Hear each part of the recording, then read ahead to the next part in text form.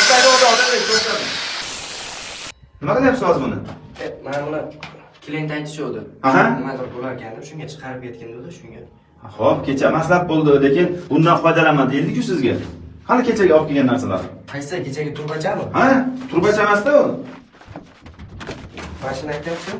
Ha, xuddi shu. Men buni turba deb o'yladim. Ha, bu turba emas-da bu, turbaga o'xshaydi, lekin bu aynan mana shu muftini o'rniga ishlatiladigan. Ya'ni bu tepa past mana beton bo'lib ketgan joylarga mana bu turba siljimaydi. Shuning uchun aynan shu joyga remontli mufta deydi, kompensator mufta deydi. Aynan shu narsadan foydalansa oson ham bo'ladi. Hozir bir ko'rish tartibini ko'rsatib beraman. Va undan keyin bunaqa joyni barg'argada kesilmaydi bunaqa. Chunki siz orqa tarafdan kesa olmaysiz, burchaklarni qanaqa kesmoqchisiz?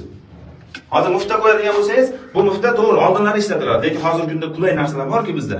Mufta qo'yadigan bo'lsangiz, bu tepaga olib qo'yib qo'yasiz, keyin yana pastga tortasiz, mana bu yonlardan keyinchalik suv qo'yib yuborish mumkin. Shuning uchun aynan shunaqa joyga mana maxsus kompensator degan narsa bor.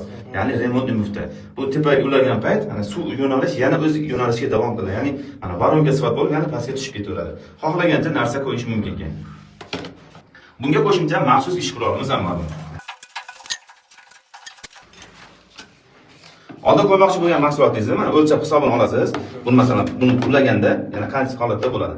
Mana demak, shu holatgacha bu bemalol kiygiziladi. Buni shu holatda demak, buni kesib olib tashlasak bo'ladi.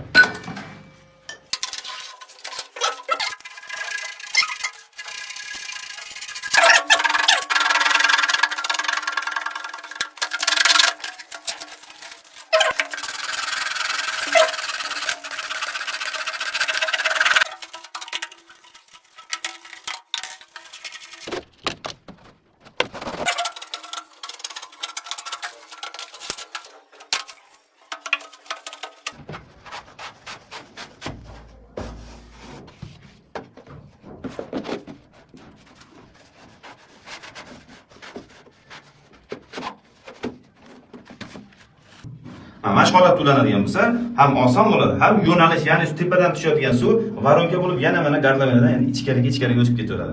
Muftadan foydalanish vaqti o'tdi. Shuning uchun zamonaviy eng qulay usullardan va eng ish qurollari ham yaxshilardan foydalanish kerak. Otabek endi buni bemalol germetiklar, yaxshi germetiklardan surtib, bemalol joy-joyiga qo'yib qo'ysangiz bo'ladi. Sizni endi boshqa o'zgaradigan joylarga aynan shundan foydalansangiz bo'ladi. Ha, endi bildim. Bu muftani ishlatmaymiz. Bu turba emas, bu mufta ekan. O'zimga o'xshagan yosh hamkasblarimizga tavsiya qilib qolamiz.